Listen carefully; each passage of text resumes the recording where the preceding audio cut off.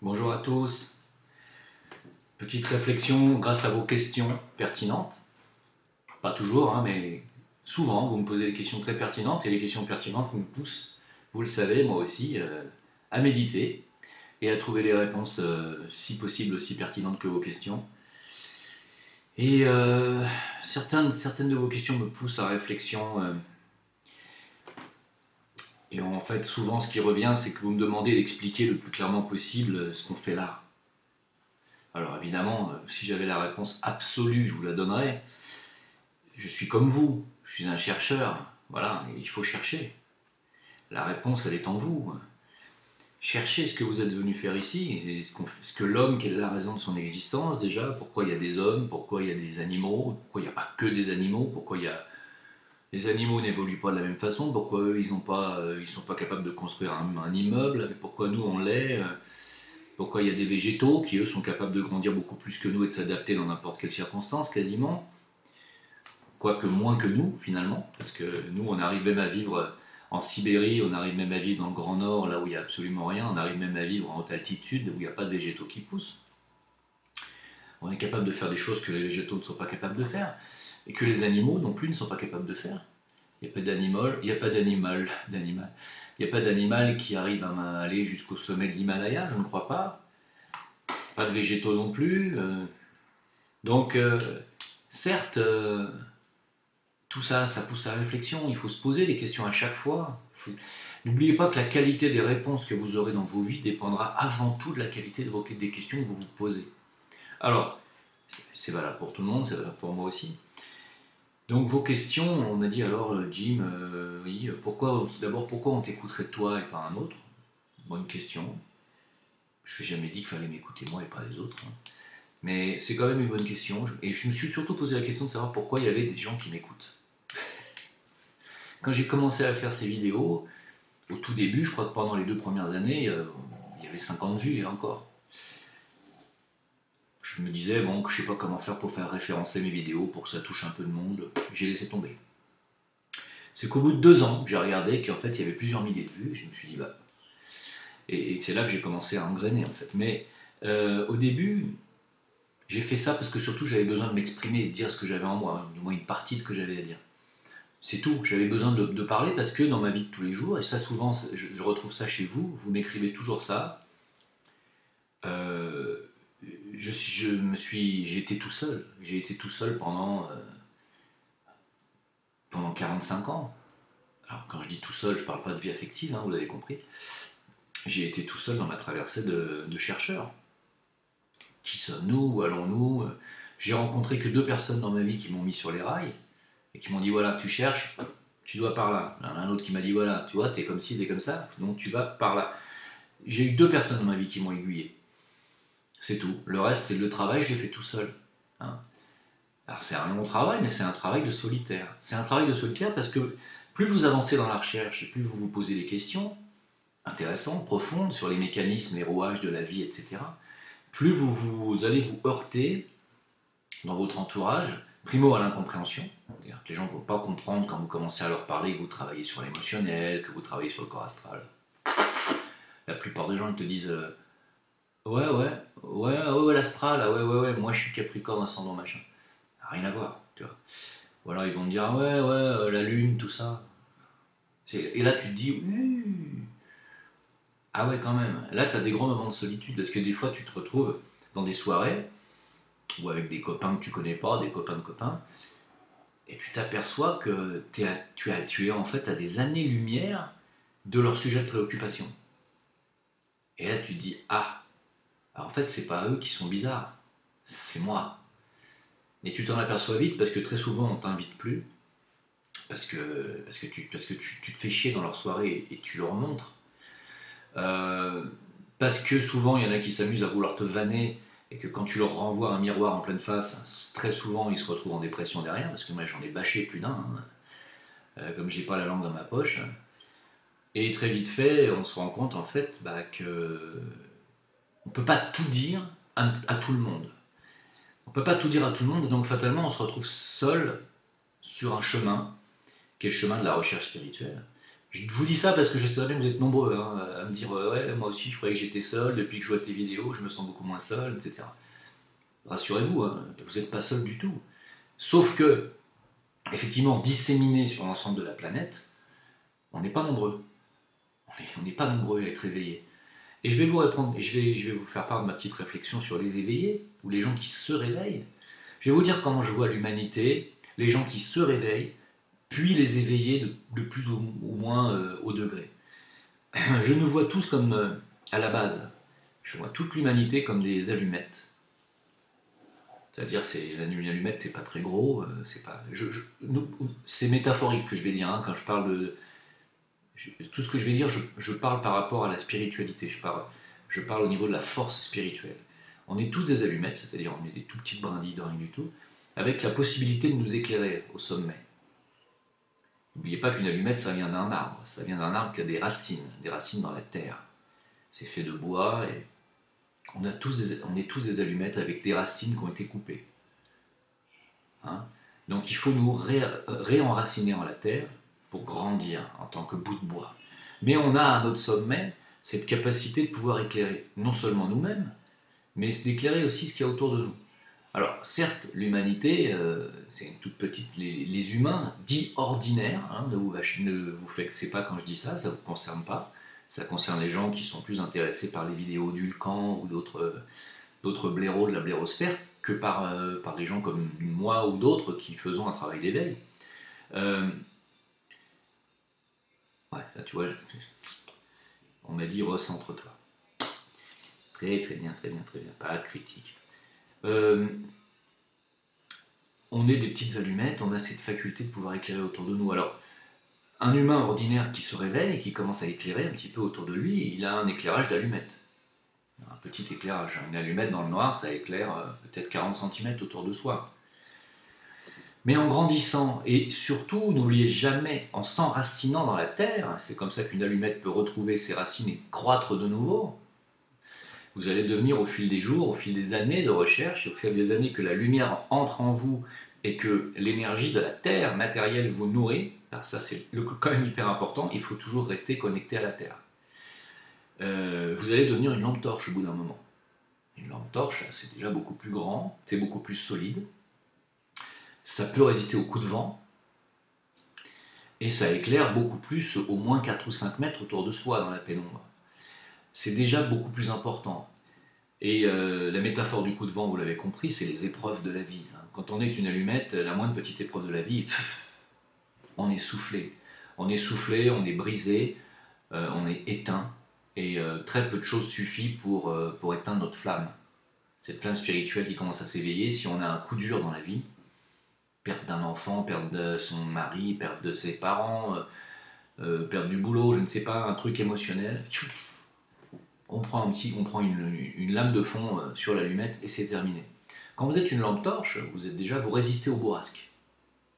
Hein, parce que vous êtes plus fort intérieurement, comprenez bien que je parle toujours de force intérieure, vous avez une spiritualité plus renforcée, vous avez un émotionnel plus maîtrisé, donc les bourrasques de la vie, ça ne vous éteint pas. Ça va vous ébranler, mais ça ne va pas vous éteindre. Et puis le but du chemin initiatique, du disciple, comme on dit, qui continue d'avancer et de croître, c'est toujours en étant enraciné dans la matière. On est des bouts de bois, n'oubliez pas. Et on croît avec des racines. Je le répète, je le répéterai jamais assez. Vous ne pouvez pas mettre une lumière trop grande sur un petit bout de bois. Il faut qu'il y ait un support important pour que la lumière puisse y tenir. Si vous mettez une flamme trop grande sur une lampe torche, la lampe torche elle va cramer, elle est faite de bois. D'accord? Non. Maintenant, il va falloir croître davantage, il va falloir devenir vraiment des phares. Alors, un phare en bois, à la base, un phare qui va peut-être être éteint par les grandes tempêtes et les ouragans, mais un phare, déjà, ça résistera beaucoup plus, et puis ça va éclairer beaucoup plus loin. Alors, peut-être qu'une tempête est capable d'éteindre un phare en bois, je prends une métaphore, une grosse tempête, hein. C'est possible. Mais notre but ensuite, tout en s'enracinant, est de devenir des phares qui ne bougent pas, dans les tempêtes, qui éclairent à plusieurs kilomètres les naufragés perdus, ou le chercheur perdu, et les phares les plus solides sont ceux qui résistent au temps, les guides, les prophètes. On est loin de tout ça. On est loin, on est loin. Pour devenir un prophète, un guide, un initié de haut degré, vous vous rendez compte de la marche et de l'enracinement qu'il faut. Alors, quand je dis l'enracinement, c'est hyper important. Pourquoi ? Il nous est demandé, et ça c'est vraiment quelque chose sur laquelle on me dit d'insister, donc j'insiste, il nous est demandé aux êtres éveillés, hein, donc à vous qui m'écoutez, et il nous est demandé d'agir activement sur la planète Terre, la matière. Alors, agir activement, ça ne veut pas dire aller se battre avec quelqu'un à point nu. Non, il s'agit d'agir activement en tant qu'âme incarnée avec des qualités de l'âme qui sont la compassion, le don de soi, mais aussi le partage des informations et de la connaissance. N'oubliez pas que tout ça, ça participe aussi du même travail de croissance intérieure. Et donc, il nous est aussi demandé de faire des choses caritatives, des œuvres caritatives. Je répète, je reprends encore l'exemple de Amma. Quand elle fait des conférences dans le monde entier, elle fait son darshan, qu'elle embrasse les gens toute la nuit, des fois plus de 15 heures d'affilée, sans boire une goutte d'eau, cette femme. Voilà un exemple à suivre de phare, quelqu'un qui est clair dans la nuit. Cette femme, tout ce qu'elle fait, elle le fait gratuitement. Tout. Mais elle donne la possibilité aux gens qui viennent la voir, bien entendu, de faire des dons. Ceci n'est pas une obligation. Mais par son travail et sa dévotion, elle récolte des dons. Si elle récoltait 0, je pense qu'au bout de 3 tournées, elle aurait peut-être arrêté de faire comme ça, elle aurait choisi une autre voie. Mais comme ça récolte des dons et que cette récolte de dons peut payer non seulement la location des grandes salles, car elle passe dans des zéniths, c'est très cher, mais ça lui suffit aussi pour payer le voyage à tout son staff, car elle a un staff, les musiciens qui la suivent, etc. Et ça coûte cher en billets d'avion, ça coûte cher en hôtel, ça coûte cher en beaucoup de choses. Elle arrive quand même malgré tout à rentrer chez elle en Indonésie dans son ashram, qu'elle a fait construire grâce aux dons des gens, et elle a fait construire des maisons pour les femmes, des hôpitaux, des écoles, etc. Ça s'appelle agir activement dans la matière, de manière spirituelle, dans le don de soi. Il ne peut pas y avoir meilleur exemple aujourd'hui sur la planète que ce que je viens de vous dire. Voilà une personne spirituelle qui est dans l'âme, qui vit comme une âme incarnée et qui agit concrètement. Alors, agir concrètement, ça veut dire faire des choses concrètes. Alors, il y a d'autres personnes, dans Greenpeace, il y a plein de bonnes volontés dans des tas d'associations caritatives qui font des choses concrètes. Chez Emmaüs, Resto du Cœur, la Croix-Rouge, il y a beaucoup de choses. J'en oublie bien sûr. Mais voilà ce qui nous est demandé. Et c'est demandé aux gens qui s'éveillent. Et donc il nous est demandé, pour être fort, être suffisamment fort pour résister aux bourrasques, de nous enraciner. Comprenez ? Je ne peux pas dire plus clair. Je crois qu'on m'a dit sois clair, essaye d'être plus clair possible. Il me semble que je ne peux pas dire plus clair. Ou alors vous ne m'écoutez pas, vous n'êtes pas concentré quand je parle. Essayez d'être concentré ou réécouter la vidéo. Je ne peux pas être plus clair que ça. Sans enracinement, il n'y a pas de croissance. Il n'y a pas de croissance intérieure et il n'y a pas possibilité de recevoir plus qu'une certaine quantité de lumière. Si vous voulez être un phare et éclairer loin, avoir énormément de lumière, il faut être solide sur ses bases. Voilà, je ne peux pas dire mieux. Alors, je ne vais pas en revenir aux Zincoin et à tout ça. Aujourd'hui, on me reproche parce que j'ai décidé d'arrêter d'être un musicien de foire, ce que j'étais depuis 30 ans, et un chanteur, animateur de mariage, tu vois, ce que j'étais aussi depuis longtemps, mais ça fait aussi un bout de temps que ça me gonfle. J'ai fait ce que j'ai pu. Moi, j'ai été musicien parce que je voulais, grâce à mes compositions, faire des spectacles, remplir des salles, et avec l'argent récolté, faire comme Amma. Comme Amma. Voilà ce que je voulais faire. C'est pour ça que j'ai fait de la musique à la base. Or, je m'aperçois qu'au bout de 30 ans, en fait, je fais de la musique pour payer mon loyer et m'acheter ma bouffe. Et c'est tout. Parce qu'en fait, j'ai juste de quoi m'en sortir. J'ai fait le choix d'arrêter parce que je me trompe de voix. Je me suis trompé de voix. J'aurais dû faire dès le départ, faire que de la composition. C'est très difficile en France, d'abord parce que sur le plan musical, j'étais probablement pas mature. Maintenant, je le suis. Au niveau composition aussi. C'était pas peut-être le cas il y a 15 ans en arrière ou 20 ans en arrière. Mais surtout, c'est très dur hein, de rencontrer des musiciens qui partagent ton désir de créer, surtout en France. Hein, je ne vais pas m'étendre là-dessus. Donc, je suis parti sur une voie alimentaire, de faire de la musique de manière alimentaire. Et c'est une énorme erreur. Et aujourd'hui, j'ai décidé d'arrêter. J'ai décidé d'arrêter ce métier que je fais depuis 30 ans. Non pas parce que je ne pourrais pas retrouver du boulot. Si je veux, je retravaille demain matin. C'est pas le problème. J'ai dit non, tu te perds. Ta voie à toi, c'est de faire ce que tu fais sur Internet. Je vous parle de moi, hein, 2 minutes. Hein. C'est de faire ce que tu fais sur Internet et de reparler aux gens. Parce que je reçois quand même tous les jours des dizaines de mails de remerciements. Ça encourage à continuer. C'est pas que ça flatte l'ego, mais tu te dis, voilà, tu vois, là, ça va dans le bon sens. C'est pas comme ton employeur qui, il y a 2 semaines, t'a même pas appelé ni convoqué pour te dire, on est désolé. Non, j'ai même pas reçu un SMS. C'est le comptable qui m'a dit, venez prendre votre chèque et votre matériel. Sans raison. Voilà le remerciement pour 6 mois où tu as éclaté tous les gens, tous les clients et que tu as ramené 25% de clientèle en plus dans son truc. J'ai dit c'est un signe, bien entendu. C'est un signe, il faut que j'arrête. La gratitude, on s'en fout, mais le fait de se sentir bien et en accord avec soi-même, c'est par mes vidéos moi que je le trouve aujourd'hui. Grâce à vous, grâce aux gens qui me suivent. Et donc, comme par hasard, et puisque quand vous lâchez, vous fermez une porte, il y en a toujours une autre qui s'ouvre quand vous êtes en demande, parce que j'ai demandé, bien sûr, je demande à mes guides, ce que vous appelez l'univers pour certains, la matrice pour d'autres.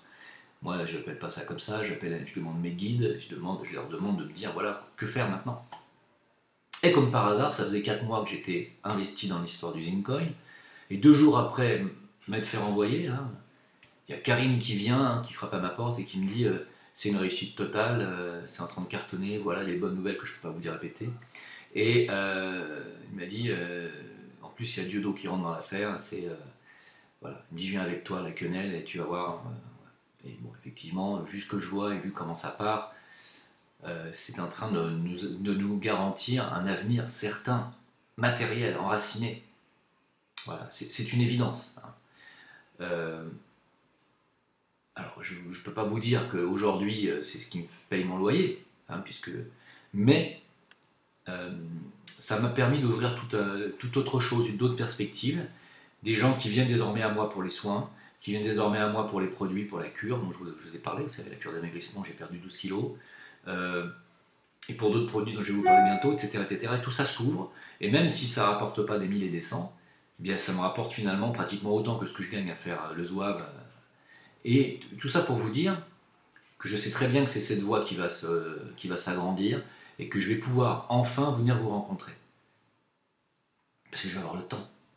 Voilà. J'ai décidé d'arrêter aussi de donner des cours à mes élèves, sauf ceux qui le méritent, parce qu'il y en a qui ne le méritent pas. Et je vais pouvoir faire un site en ligne de cours, de musicaux en ligne, pour ceux que ça intéresse. Et comme ça, tout le monde pourra continuer à suivre mes enseignements en ligne. Voilà. Et donc, il y a plein de choses à faire.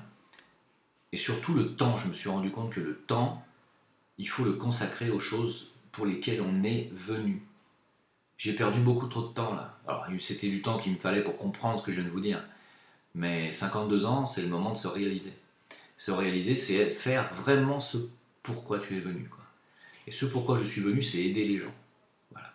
Et c'est pour ça que j'essaye de vous aider du mieux que possible.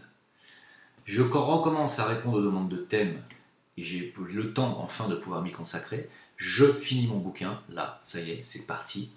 Et en septembre, octobre, j'espère avoir la possibilité de pouvoir, si vous avez dans vos villes, autour de vous, la possibilité de me recevoir peut-être dans des petites librairies ou des librairies qui font aussi des conférences ou des choses comme ça. Si vous êtes plusieurs, vous êtes capable de réunir un petit public, je viens, je dédicace avec plaisir, on fait des photos, on fait des soins. Si vous connaissez des librairies qui ont une arrière-salle aussi pour faire des soins, je viens, je fais des soins. Voilà. Et je vous rencontre, au cas par cas. C'est ça que je veux faire. Voilà. Jusqu'à la réalisation de mon projet final, qui j'espère pourra être financé, peut-être par le Zincoin ou autre chose, on verra, qui sera de construire une base permaculture, refuge pour animaux, centre de soins pour animaux, centre de soins pour humains, bien entendu, paramédical, etc. Je vous en ai déjà parlé. Je pense que tout ceci a été mis dans ce que vous appelez la matrice, par mon mental supérieur depuis longtemps. On me regarde, on voit ce que je fais, on m'écoute, on me reprend aussi, parce que je m'emporte pas mal ces derniers temps vu les sales langues de pute auxquelles j'ai affaire. Et on me dit de me calmer et de reprendre ma route bien centrée. Alors, je vous fais cette vidéo, c'est pour ça que je vous le dis. Ça ne m'empêchera pas de continuer quand même à faire des vidéos sur la chaîne politique ou coup de gueule, parce qu'il faut quand même secouer les gens. Et il faut que les allumettes se rendent compte que si elles n'arrivent pas à s'allumer aujourd'hui, c'est parce qu'on leur met de l'eau sur la tronche en permanence. Vous aurez compris la métaphore. L'eau, c'est du mensonge, c'est de la désinformation, et puis aussi c'est des toxiques et des poisons médicamenteux et alimentaires permanents. Sans parler des sales idées qui se développent aujourd'hui, des idées nauséabondes et des idéologies nauséabondes qui se développent en Occident. Hein, voilà. Donc tout ça empêche les petites allumettes de la majorité des humains de s'éclairer. Parce qu'ils ne sont pas encore conscients que nous sommes des allumettes et qu'on a une durée de vie déterminée et qu'il faut se dépêcher de faire ce qu'on est venu faire. Voilà. Toute l'humanité n'est encore pas prête à devenir des êtres éveillés et réveillés. Il faut aussi l'accepter. Hein. Ça ne m'empêchera pas quand même de continuer à gueuler. Parce que j'en ai besoin. Voilà, tout simplement. C'est presque égoïste, je dirais. Mais ça vous plaît bien, je crois. Ça plaît bien à pas mal d'entre vous. Donc, il y a deux facettes de mon travail, vous les remarquez. Et cette facette-là, où je vous parle ici d'éveil, de travail à faire et de chemin à parcourir. Et il y a l'autre vidéo où j'ai besoin de pousser des coups de gueule parce que j'ai envie de secouer des gens. Alors, on m'a parlé de Jésus. Parce qu'on me dit, ouais, t'as osé te comparer à Jésus. Mais je me compare absolument pas à Jésus. J'ai dit que j'avais une lignée christique, c'est-à-dire un appel à devenir comme ça. C'est un appel. Ça ne veut pas dire que je me compare à Jésus, ça va pas ou quoi. Alors, Jésus était quelqu'un qui a subi le même cursus, à la base, avant d'être Jésus, dans les vies antérieures. Parce que vous me dites, il ne peut pas se réincarner puisque c'est Dieu, il a passé sa dernière vie. Oui, mais avant. Vous croyez qu'il est arrivé comme ça, il a fait « Salut, c'est moi Jésus, c'est moi le Messie, salut, barrez-vous, laissez-moi parler ».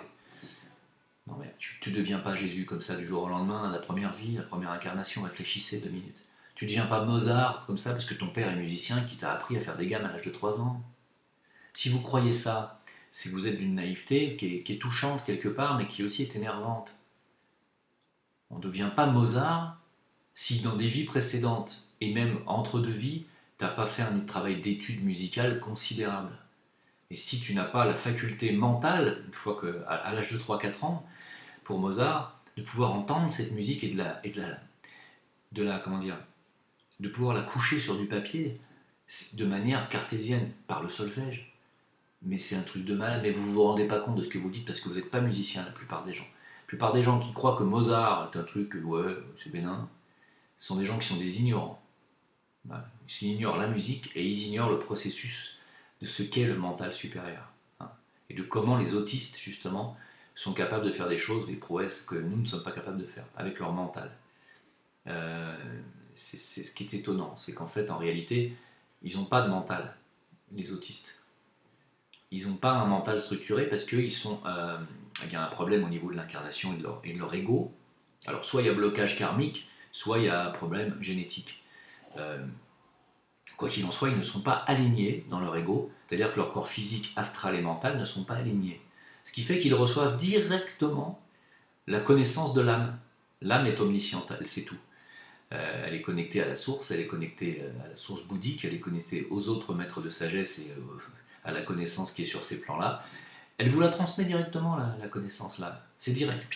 Eh bien, les autistes ne sont pas gênés par les problèmes du corps mental. Le corps mental est un mur, est un nuage épais qui empêche les informations de la connaissance de l'âme de parvenir à votre cerveau physique. À cause du mental, ça doit passer par un processus intellectuel et mentalisé. Mais quand vous n'avez pas de mental, la connaissance, elle arrive directe.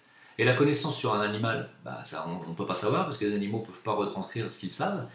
Mais la connaissance directe sur un humain, même s'il n'a pas de mental, structuré, parce qu'il ne sait pas combien coûte une baguette, par exemple, un autiste, mais par contre, il est capable de refaire en ayant visionné quelques secondes, il est capable de refaire un truc dans le détail, où il y aura même plus de détails qu'une simple photographie. Il est capable de créer des choses, il est capable de compter, il est capable... Parce que c'est directement l'âme qui lui donne la réponse.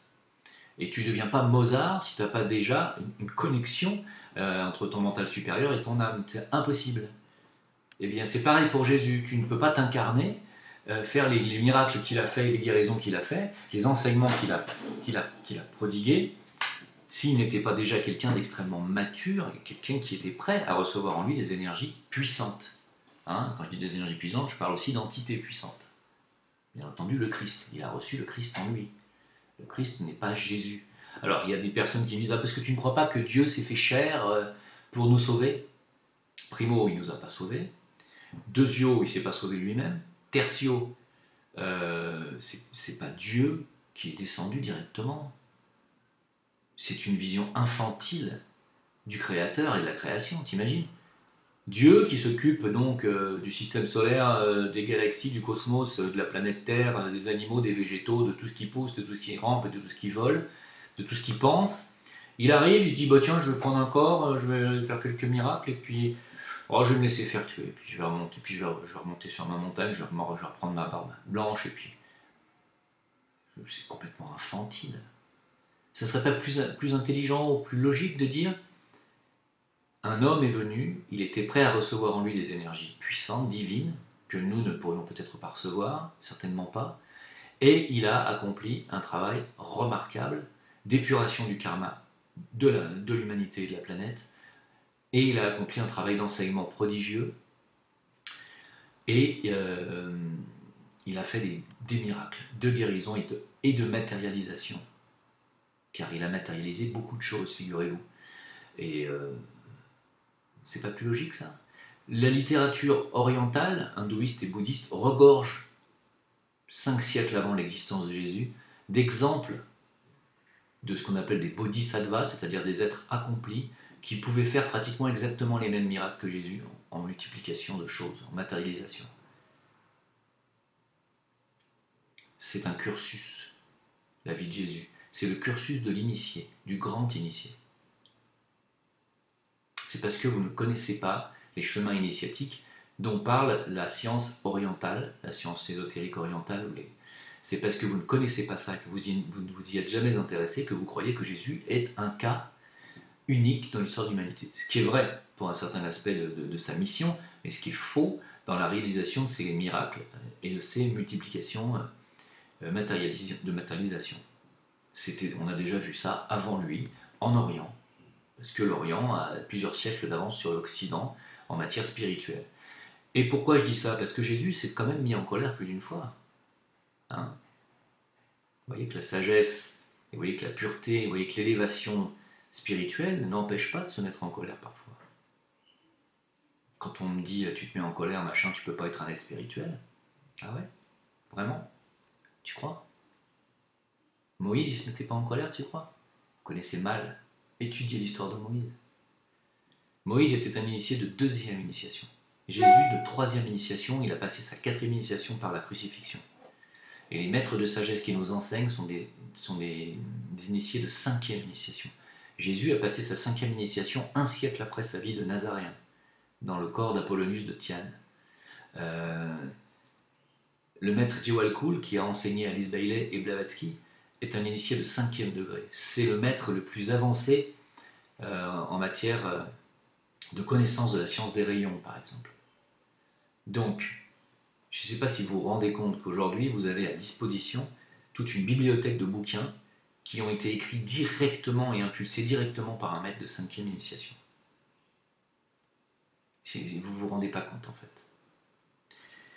Je ne peux que vous aiguiller vers ces grands enseignants. Pour ma part, je fais mon petit bonhomme de chemin, je deviens une torche, et puis je vais continuer. Peut-être qu'avant de mourir, je deviendrai un phare pour certains, peut-être pas pour d'autres. En tout cas, grâce à Internet aujourd'hui et grâce aux banques de données, on pourra peut-être garder la mémoire de tout ce que j'ai dit ici, et peut-être s'en servir plus tard, dans plusieurs siècles, pourquoi pas, on aura des trucs de Jim LeVeilleur en référence, ça sera quand même assez marrant. Je ne serai pas là pour le voir, peu importe. Quoi qu'il en soit, il faut faire ce qu'on est venu faire. Très important. Et arrêtez d'avoir peur. Moi, j'ai pas de boulot, là où je vous parle, j'ai pas peur. Je sais très bien qu'en septembre, octobre, il y a des choses qui vont s'ouvrir. Donc je prends mes un mois de vacances, un mois et demi de vacances tranquille, je me prépare à la suite. Et je fais confiance. J'ai confiance en mes guides et j'ai confiance en vous. Voilà. Et donc on avance. Et puis on verra si j'ai tort ou pas. Je vous remercie beaucoup. Pour ceux qui veulent quand même investir dans le Zincoin pour essayer de faire des choses matérielles concrètes, vous allez me dire, ouais, tiens, tu tiens un discours et tu nous vends des trucs virtuels. Ça aussi, c'est bien de me l'avoir dit, parce que dans ce qui m'a été dit de vous transmettre, à savoir de vivre ancré dans la matière, ça veut dire vivre avec son temps. Et vivre avec son temps aujourd'hui, c'est vivre avec la possibilité la plus grande de pouvoir réaliser des choses. Et la possibilité la plus grande de pouvoir réaliser des choses matérielles, c'est d'avoir de l'argent. Je l'ai déjà dit sur une vidéo précédente. Merama, elle vient pour récolter de l'argent. C'est pour ça qu'elle fait le tour du monde. C'est pas seulement pour enseigner et dispenser son darshan, c'est pour récolter des dons. Aujourd'hui, l'argent est incontournable, même si le système va s'écrouler bientôt, ça ne va pas s'écrouler complètement. Ça sera l'argent, que ce soit des valeurs boursières. Moi, je connais des gens ici qui sont des pères d'élèves à moi, qui sont des réfugiés, des exilés fiscaux ici, et qui sont des gens qui vivent grâce à la bourse. Ils ne travaillent pas, ils n'ont pas de métier. Ce sont des gens qui boursicotent et qui gagnent 1,5 million d'euros par an en boursicotant. Parce qu'ils ont placé là où il fallait et parce qu'ils sont en relation avec des bons traders. Et c'est comme ça qu'ils vivent. Et ils ont construit une belle baraque pour leurs enfants. Et ils font des choses, vous comprenez, parce qu'ils ont des choses à faire. Ils ont investi dans le Zincoin, ces gens-là. Parce qu'ils ont compris ce que c'est qu'une valeur boursière. Le Zincoin n'est pas une monnaie virtuelle, c'est une valeur boursière spéculative. C'est une possibilité d'enrichissement. C'est tout. Il ne s'agit pas d'aller y mettre toutes vos économies là-dedans, pas de prendre de risques, jamais. Je ne le répéterai jamais assez. Hein. On vous a jamais dit avec Karim de prendre des risques.